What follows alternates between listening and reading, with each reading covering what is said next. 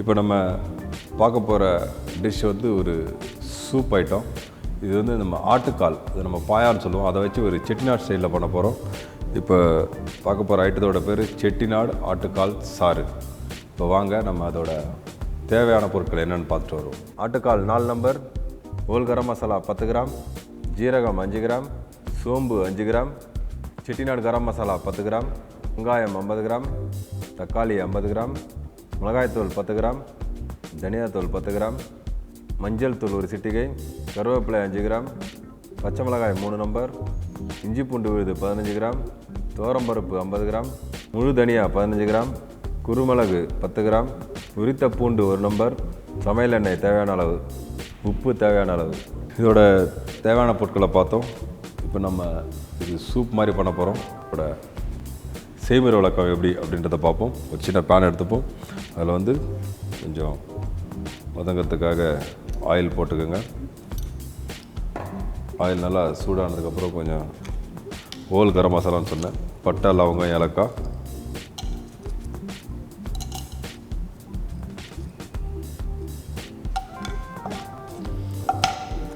இதோட நம்ம ஹோல் கரம் மசாலா, செட்டிநாடு கரம் மசாலான்னு சொல்லியிருந்தேன் உங்களுக்கு. இது வந்து மராத்தி மொக்கு, கல்பாசி, ஸ்டார் அனீஸ். இப்போ இது கொஞ்சம் ஓரளவு எண்ணெயில் வதங்கினதுக்கப்புறம் இது கூடவே நம்ம சோம்பு, ஜீரகம், முழு தனியா,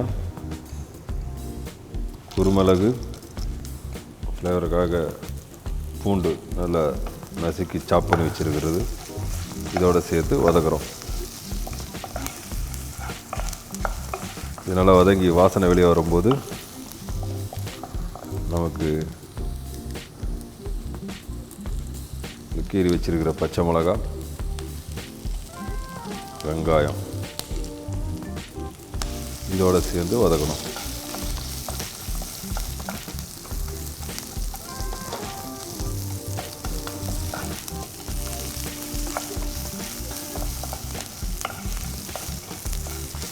பாருங்கள், நல்லா வதங்குது. இது கூடவே கறி லீவ்ஸ் போட்டுப்போம், கருவேப்பிலையும் சேர்ந்து இதோட வதங்கணும்.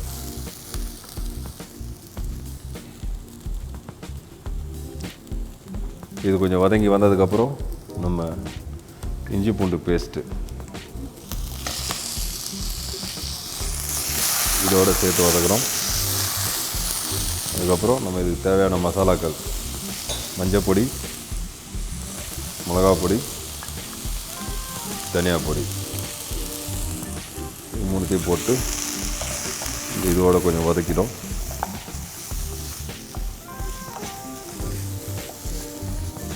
இதுக்கப்புறம் நம்ம சாப் பண்ணி வச்சுருக்க தக்காளி,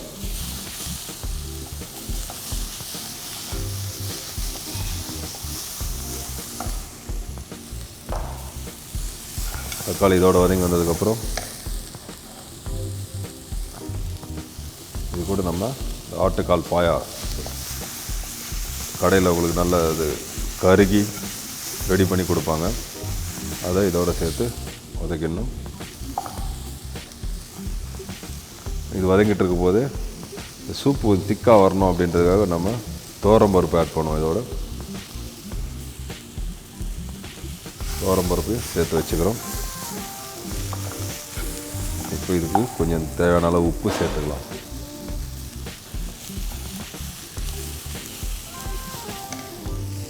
இது நல்லா வதங்கி வரும்போது இதோட நல்லா தண்ணி தாராளமாக சேர்த்து கொதிக்க வைக்கணும்.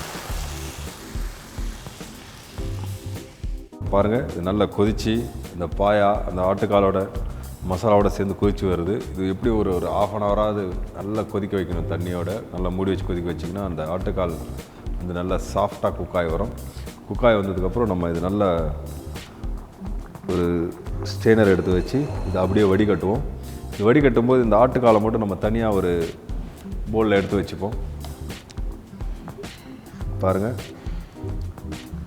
இது இப்போது ரெடி ஆகிடுச்சு. இதோட நம்ம ஸ்ட்ரெயின் பண்ண போகிறோம். இப்போ நம்ம இது ரெடியான சாறை இது மாதிரி ஒரு போல் ஸ்ட்ரெயினரில் நம்ம ஸ்ட்ரெயின் பண்ணுறோம்.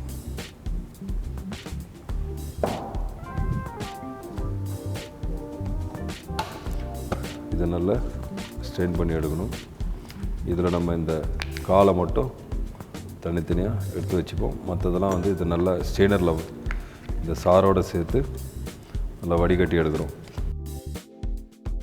இப்போ நம்ம இந்த செட்டிநாடு ஆட்டுக்கால் சாறு தயார் பண்ணி உங்களுக்கு வடிகட்டி இந்த பாயாவை தனியாக பாயில் பண்ணதை எடுத்து ஒரு பவுலில் வச்சுருக்கேன். சூப்பு ஸ்ட்ரெயின் பண்ணி தனியாக ஒரு பவுலில் வச்சுருக்கேன். இதை நம்ம இப்போது எப்படி ப்ரெசென்ட் பண்ண போகிறோம் அப்படின்றத பார்க்க போகிறோம். இப்போ ஒரு சின்ன ஒரு ப்ரெசன்டேஷன் பவுல் எடுத்துக்கோங்க. இதில் வந்து நம்ம இந்த நல்ல பாயிலான இந்த ஆட்டுக்காலில் வந்து ஒரு பவுலில் எடுத்து வைக்கிறோம். இந்த மாதிரி பாயிலான ஆட்டுக்கால் பாயாக்களை எடுத்து வச்சுக்கணும். எடுத்து வச்சுட்டு இந்த சூப் நல்லா வடிகட்டி வச்சுருக்கோம் பார்த்தீங்களா, அதோட சீசனிங்லாம் நல்லா செக் பண்ணிவிட்டு பாயாவோடு சேர்த்து இந்த வடிகட்டின சூப்பை இது மாதிரி பரிமாறணும்.